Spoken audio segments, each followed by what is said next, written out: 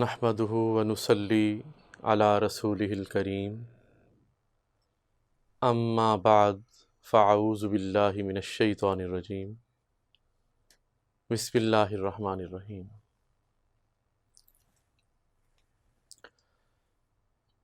محترم ناظرین، السلام علیکم۔ ناظرین، آج ہم نے اس موضوع پہ بات کرنی ہے کہ غصہ ایک ایسی چیز ہے جو رمضان المبارک میں روزے کے دوران انتہائی خطرناک چیز ہے۔ روزہ صبر و تحمل کا درس دیتا ہے۔ روزہ ہمیں صبر کی تلقین کرتا ہے۔ اس میں ہم نے اپنے آپ پر کنٹرول رکھنا ہے، لیکن ہوتا اکثر یوں ہے کہ ہم لوگ روزہ رکھ کے آؤٹ آف کنٹرول ہو جاتے ہیں۔ ہم لوگ بازار میں جاتے ہیں تو غصہ بہت جلد آ جاتا ہے، لڑائی جھگڑے بڑھ جاتے ہیں،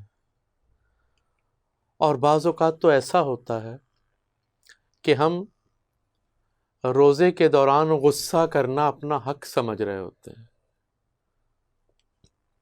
اور گھر میں بچے ڈر رہے ہوتے ہیں کہ آج بابا کا روزہ ہے، آج ہمارے والد کا روزہ ہے، تو بڑے غصے میں ہیں، ان سے ذرا بچ کے رہو۔ ایسا نہیں ہونا چاہیے۔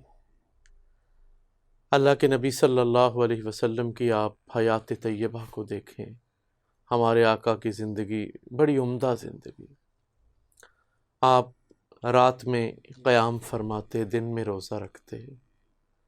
سرکار دو عالم صلی اللہ علیہ وسلم کی عادت شریفہ یہ تھی کہ جب رمضان المبارک کا مہینہ آ جاتا تو آپ کمر بستہ ہو جاتے، آپ کمر مبارک پر ایک چادر باندھ لیتے۔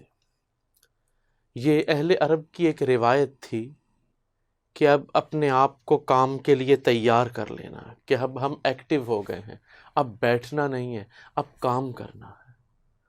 اور سرور دو عالم صلی اللہ علیہ وسلم رمضان المبارک کی راتوں کو جاگتے، رات میں سرور عالم صلی اللہ علیہ وسلم عبادات فرماتے، نوافل ادا فرماتے، دعائیں کرتے۔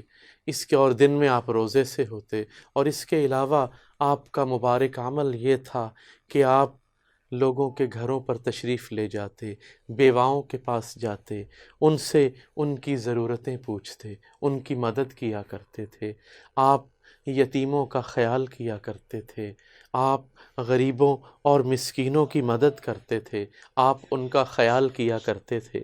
یہ آپ صلی اللہ علیہ وسلم کی عادت تھی، اور انتہائی شفیق، انتہائی آپ صلی اللہ علیہ وسلم محبت والے، اخلاق والے، عمدہ اخلاق والے۔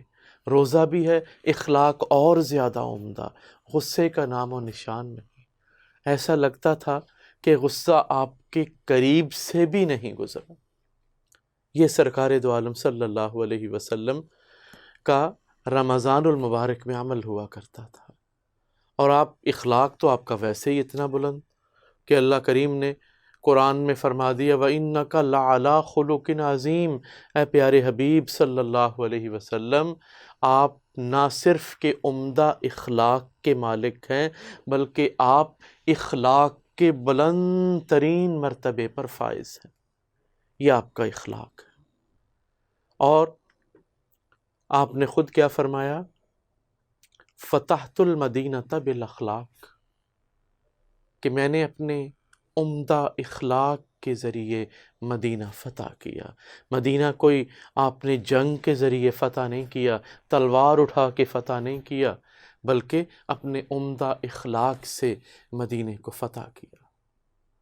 اور وہ واقعہ بڑا مشہور ہے کہ ایک خاتون سارے راستے سرور دو عالم صلی اللہ علیہ وسلم کو گالیاں دیتے جا رہی ہے، لیکن آپ نے اس خاتون کا سامان اٹھایا ہوا، اور آخر میں جب منزل تک آپ نے اس خاتون کو پہنچا دیا تو کہنے لگی بیٹا آپ اپنا نام تو بتاؤ کہ آپ کون ہو، میں جب بھی یہاں آیا کروں گی آپ کے ہاں سٹے کیا کروں گی، آپ کے ہاں رکا کروں گی، آپ بڑے اچھے لگتے ہو، مجھے ایسا کوئی شخص یہاں نظر نہیں آیا، اتنے اچھے اخلاق والا کوئی نظر نہیں آیا، آپ بڑے پیارے ہیں، میں آپ کے پاس آیا کروں گی، آپ کا کیا نام ہے؟ تو آقا انعامدار صلی اللہ علیہ وسلم نے ارشاد فرمایا کہ اماں جی سارے راستے میں جس محمد کو آپ گالیاں دیتے ہوئے آئی ہیں وہ محمد میں ہی ہوں۔ تو وہ خاتون جو تھی ان کی آنکھوں میں آنسو آ گئے اور کہنے لگی یہ چہرہ جو ہے یہ جھوٹے کا چہرہ نہیں ہو سکتا، بیٹا تم واقعی بہت اچھے ہو۔ تو سرکار دو عالم صلی اللہ علیہ وسلم کا اتنا عمدہ اخلاق تھا، لوگ آپ کے اخلاق سے متاثر ہوتے تھے، آپ روزے میں اور زیادہ اچھے اخلاق کے مالک ہو جاتے تھے، اور روزہ تو ویسے بھی صبر کی تلقین کرتا ہے، صبر سکھاتا ہے، اور اللہ پاک کو صبر بڑا پسند ہے۔ روزے کے اندر صبر ہے، کس چیز سے صبر ہے؟ کہ اللہ کی جائز نعمتیں ہیں، ہمارے سامنے موجود ہیں، لیکن ہم اس کو ہاتھ نہیں لگا سکتے، ہم اسے کھا نہیں سکتے، استعمال نہیں کر سکتے، کیوں؟ کہ اللہ کا حکم نہیں۔ اور یہ روزہ واقعی اللہ اور بندے کے درمیان راز ہے، یہ ایسی عبادت ہے، بظاہر ایک شخص روزے سے ہے، گھر میں جا کے چپکے سے پانی پی لیتا ہے، ہمیں اور آپ کو تو نہیں پتہ، یہ تو صرف اللہ جانتا ہے یا وہ روزے دار جانتا ہے کہ میرا روزہ ہے، اللہ کا اور بندے کا معاملہ ہے۔ اور پھر جیسے کہ میں نے پہلے بھی عرض کی کہ اللہ تبارک و تعالیٰ نے اس کا اجر بہت زیادہ رکھا ہے، اجر عظیم ہے روزہ رکھنے والے کے لیے۔ تو روزے کے اندر غصے سے بچیں، اس سے ہمارا روزہ تباہ ہو جاتا ہے۔ غصہ ہمارے مذہب کے اندر حرام ہے۔ اللہ والے کہتے ہیں کہ اگر آپ کو غصہ آ جائے، آپ کھڑے ہیں تو بیٹھ جائیں، بیٹھے ہیں تو لیٹ جائیں، اور لا حول ولا قوت الا باللہ العلی العظیم یہ پڑھیں، تاکہ آپ کا غصہ زائل ہو جائے۔ غصہ اچھی چیز نہیں ہے، اللہ تعالیٰ کو پسند نہیں ہے، غصہ جائز نہیں ہے ہمارے مذہب کے اندر۔ اور یہ جائے کہ ہم اتنے رحمتوں والے مہینے میں، اتنی برکتوں والے مہینے کے اندر روزہ رکھ کے اللہ کا قرب حاصل کر کے اور پھر ہم جو ہے غصہ کریں، تو غصے سے بچیں، اور خود بھی بچیں غصے سے، اور دوسروں کو بھی تلقین کریں کہ اس میں غصہ نہیں کرنا۔ کیونکہ میں نے اپنا یہ مشاہدہ کیا ہے کہ ہم زیادہ تر اسی طرح ہو رہا ہوتا ہے کہ روزہ رکھ لیا تو اب باہر جا کے غصہ ہو رہے ہیں۔ اب ہم نے کسی دکاندار سے سبزی یا پھل خریدنے گئے، اس سے لڑ جھگڑ رہے ہیں۔ ہم سواری پہ اپنی بائک پہ ہیں، کار پہ ہیں، جا رہے ہیں، اس میں ہماری ڈرائیونگ کے اندر تبدیلی آ جاتی ہے۔ اگر کوئی اچانک آگے آ گیا تو ہم اس کے ساتھ لڑنا جھگڑنا شروع کر دیتے ہیں، ہمارا مزاج تلخ ہو جاتا ہے۔ جب ایسا کرنا ہے تو پھر ہمیں روزے کا کیا فائدہ؟ روزہ تو ان سب چیزوں کی نفی کرتا ہے، روزہ تو ہمیں یہ سکھاتا ہے کہ مالک کا قرب آپ نے حاصل کرنا ہے، روزہ تو یہ سکھاتا ہے کہ آپ پہلے سے زیادہ حلیم الطبع ہو جائیں، آپ کے اندر صبر آ جائے، صبر کی انتہا ہو، آپ روزے کے اندر نیک کام کریں، لوگوں سے اچھی طرح سے ملاقات کریں، اچھی زبان میں بات کریں، اچھے لہجے میں بات کریں، پیار سے بات کریں، محبت والا عمل کریں، بچوں کے ساتھ اچھے طریقے سے آپ پیش آئیں، بچوں سے شفقت والا رویہ ہو، والدین کی خدمت کی جائے، والدین کا احترام کیا جائے، دوسرے انسان کا احترام کیا جائے۔ انسان کی عزت اللہ کے ہاں بڑی اونچی ہے۔ آپ یہ دیکھیں کہ اللہ تبارک و تعالی نے بنی نوع انسان کو عزت عطا کی، ارشاد ہوا وَلَقَدْ كَرَّمْنَا بَنِي آدم، کہ ہم نے بنی آدم کو عزت عطا کی، مرتبہ عطا کیا۔ کیوں مرتبہ عطا کیا؟ اس لیے کہ رب کائنات نے فرمایا خلقت، کہ اسے میں نے پیدا کیا۔ پوچھا گیا کہ یا باری تعالیٰ پیدا تو سبھی کو آپ نے کیا، انسان کیا جانوروں کو بھی، چرند پرند کو بھی، کائنات کے ذرے ذرے کو آپ نے پیدا کیا۔ فرمایا بالکل ٹھیک، سب کو میں نے پیدا کیا، لیکن آگے فرمایا خلقت بیدیہ، کہ میں نے حضرت انسان کو اپنے ان دونوں ہاتھوں سے پیدا کیا، اس لیے میں نے انسان کو عزت عطا کی۔ اور پھر انسان کو عزت عطا کرنے کی ایک وجہ اور تھی، اور وہ وجہ یہ تھی کہ میں نے انسانوں کے اندر اپنے حبیب سرور کونین صلی اللہ تعالی علیہ وسلم کو پیدا کرنا تھا، اس لیے میں نے انسان کو عزت عطا کی، انسان کو اپنے ہاتھوں سے پیدا کیا۔ اور پھر مسلمان، جس کے دل کے اندر اسلام ہے، جو کلمہ گو ہے، اللہ کے نبی نے فرمایا مسلمان کی عزت جو ہے وہ بیت اللہ سے زیادہ ہے۔ اللہ کے نزدیک ایک مسلم کی عزت جو ہے وہ اللہ کے گھر سے زیادہ ہے، بیت اللہ سے زیادہ ہے۔ تو ایک مسلمان کے ساتھ ہم بد اخلاقی سے پیش آئیں، اور وہ بھی روزے کی حالت میں، تو کیا یہ ہمیں زیب دیتا ہے؟ ہمیں بالکل زیب نہیں دیتا۔ مسلمان کی کلمہ گو کی عزت اتنی زیادہ ہے کہ اللہ کے نبی نے فرمایا بیت اللہ سے زیادہ۔ جب مکہ فتح ہوا تو آپ نے حضرت بلال حبشی رضی اللہ تعالی عنہ سے فرمایا بلال تم کعبے کی چھت پر چڑھ جاؤ اور وہاں جا کر آذان دو۔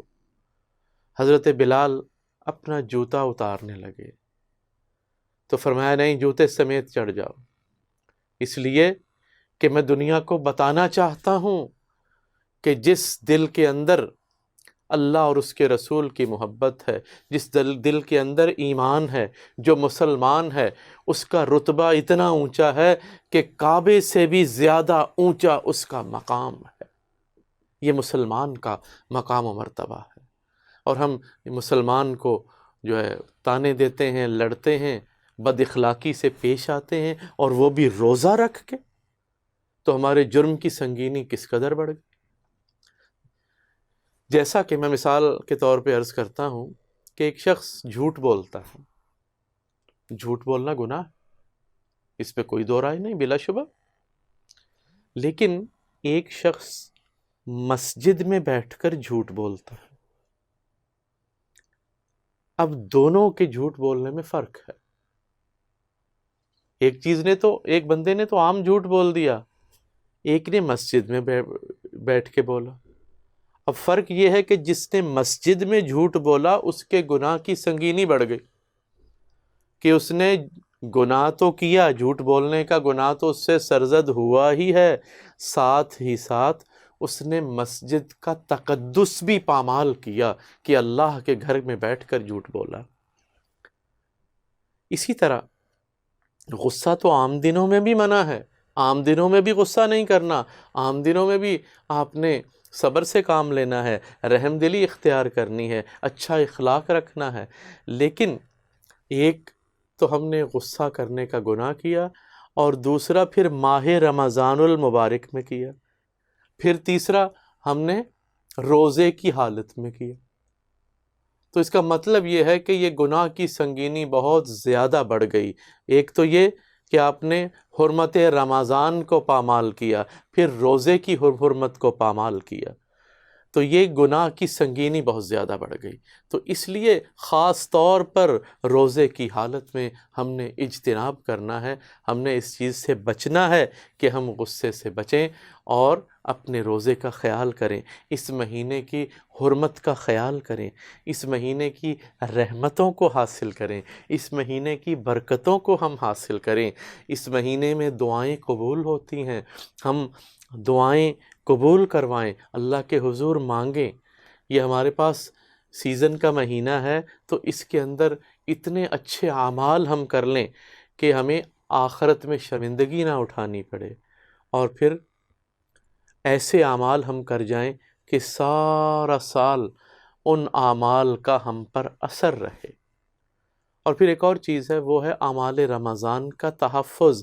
پھر ہم اس کا سارا سال تحفظ بھی کرتے رہیں کہ جس طرح ہمیں عادت ہو گئی ہے کہ ہم آفس سے جلدی گھر لوٹتے تھے، ہم آتے ہی نماز کا اہتمام کرتے ہیں، ہم ایک دوسرے سے محبت سے پیش آتے ہیں، دوسروں کا خیال کر رہے ہیں، دوسروں کی افطاری کا خیال کر رہے ہیں، روزہ کھلوا رہے ہیں. تو ہم اس طرح سارا سال جو ہے اپنے اندر یہی خصوصیات اپنائے رکھیں کہ ہم نماز کا بھی اہتمام کرتے رہیں گے، ہم دوسروں کا خیال بھی کرتے رہیں گے، ہم گناہوں سے بچنے کا اہتمام بھی کرتے رہیں گے. تو یہ اگر سارا سال ہی ہم ایسا کرنے لگ جائیں تو ہماری تو دنیا ہی چینج ہو جائے، ہم اور آخرت ہماری کتنی عمدہ ہو جائے گی. تو دوستو یہاں بات جو ہے وہ قابل توجہ اس لحاظ سے ہے کہ ہم نے یہاں پر رمضان المبارک کے اعمال کا تحفظ بھی کرنا ہے، اور رمضان المبارک میں ہم نے زیادہ سے زیادہ نیکیاں کرنی ہیں. جہاں رمضان المبارک میں نیکیاں کرنے سے ثواب کا درجہ بڑھ جاتا ہے، وہیں پر اس مہینے میں گناہ کرنے سے گناہ کی سنگینی بھی بڑھ جاتی ہے. تو گناہ کی سنگینی سے بچنا ہے. یہ نہ ہو کہ ہم گناہ کی سنگینی جو ہے اس کے اندر پڑ جائیں تو ہمیں وہ اتنی ہم نے نیکیاں کمائی نہیں ہیں جتنے کہ ہم گناہ کر لیں، بجائے ہم فائدے میں جانے کے لاس میں چلے جائیں. جیسا کہ بیت اللہ کی حدود کے اندر اگر ہم کوئی نیک کام کرتے ہیں تو ہمیں ثواب 1,00,000 گنا ملتا ہے. یعنی حدود بیت اللہ میں اگر ہم نے 1 روپیہ خیرات کی، 1 روپیہ خرچ کیا تو ہمیں ثواب ملے گا کہ ہم نے اللہ کی راہ میں 1,00,000 روپیہ خرچ کیا. یہ تو ہے ثواب. اور اسی طرح اگر ہم نے بیت اللہ کی حدود میں کوئی گناہ کر لیا تو پھر گناہ کی سنگینی بھی اس حساب سے ہی ہوگی. اسی طرح رمضان المبارک میں جہاں نیکیوں کا ثواب بڑھ جاتا ہے، اسی طرح گناہ کی سنگینی بھی بڑھ جاتی ہے. تو ہم نے نیکیوں کو حاصل کرنے کی کثرت تو ہم کرتے ہیں، کوشش کرتے ہیں، حوث کرتے ہیں، اور یہ حوث بڑی اچھی ہے، بڑی عمدہ ہے. اللہ کے نبی نے پسند کی ہے کہ ایسی لالچ ہونی چاہیے، ایسی حوث ہونی چاہیے کہ نیکیوں میں ایک دوسرے سے ہم سبقت لے جائیں، نیکیوں میں ہم ایک دوسرے سے آگے بڑھ جائیں. یہ لالچ ہونی چاہیے، یہ اللہ کے نبی نے پسند کی ہے. لیکن ساتھ ساتھ گناہوں سے بچنے کا اہتمام بھی کرنا ہے کہ ایسا نہ ہو کہ ہم نے اتنی نیکیاں نہیں کمائی جتنے ہم گناہ کر لیں، تو پھر کیا فائدہ. اور وہی بات کہ روزہ جو ہے وہ بھوکا رہنے کا نام نہیں ہے. بھوکا پیاسا رہنا اللہ تعالیٰ کو پسند نہیں ہے.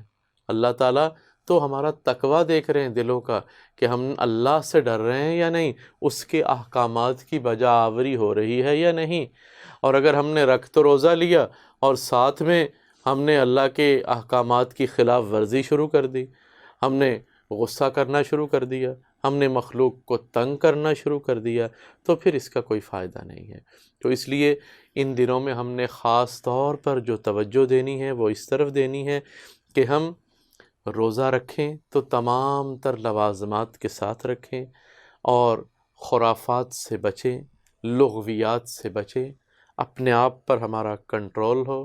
بچوں کو ڈرنا نہیں پڑے کہ آج بابا نے روزہ رکھ لیا ہے تو آج ہماری خیر نہیں، بلکہ بچے اور خوش ہوں کہ آج تو اور زیادہ نرم دل ہمارے والد ہو جائیں گے، آج انہوں نے روزہ رکھا ہے تو آج اور اچھے ہوں گے، آج ان کا اخلاق اور زیادہ عمدہ ہو جائے گا.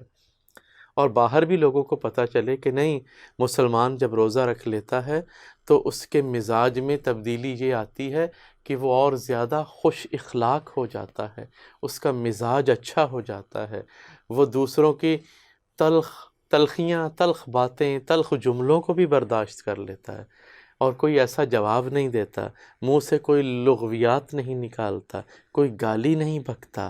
مسلمان اپنے روزے کا بڑا خیال کرتا ہے.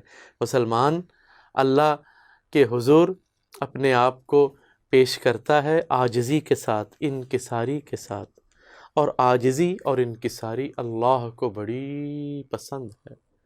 جو شخص عاجزی اختیار کرتا ہے، انکساری اختیار کرتا ہے، اللہ تبارک و تعالیٰ اسے بلندیاں عطا فرماتا ہے.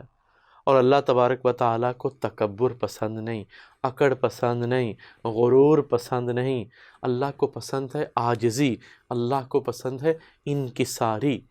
اور جب سرور دو عالم صلی اللہ علیہ وسلم معراج پر تشریف لے گئے تو رب کائنات نے پوچھا کہ اے محبوب، جب کوئی محبوب اپنے محبوب سے ملنے کے لیے آتا ہے تو وہ کچھ تحفے تحائف لاتا ہے، کچھ گفٹس لاتا ہے، تو آپ ہمارے لیے کیا تحفہ لے کے آئے ہیں؟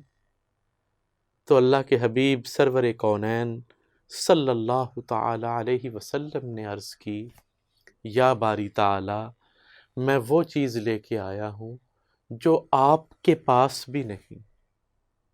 فرمایا محبوب ایسی کون سی چیز ہے جو ہمارے پاس نہیں؟ عرض کی، یا باری تعالی، میں عاجزی لے کے آیا ہوں، میں مسکینی لے کے آیا ہوں، میں یتیم ہوں، میں یتیمی لے کے آیا ہوں۔ مولا تو متکبر ہے، المتکبر تیری صفت ہے، جبار تو ہے، قہار تو ہے۔ مولا میں عاجز ہوں، میں مسکین ہوں، تو مسکین نہیں ہے۔ اے اللہ تو یتیم نہیں ہے، اے اللہ تو عاجز نہیں ہے، میں عاجزی لے کے تیرے دربار میں حاضر ہوں۔ تو جب یہ گفٹ لے کے اللہ کے حبیب اللہ کے دربار میں داخل ہوئے تو اللہ تبارک و تعالیٰ نے بلندیاں اس قدر عطا فرمائی جس کا کوئی حساب نہیں، کہ آپ وہاں تک گئے کہ جہاں تک کوئی تصور بھی نہیں کر سکتا تھا۔ تو بات کرنے کا مقصد وہی ہے کہ عاجزی اور انکساری کو اختیار کیا جائے۔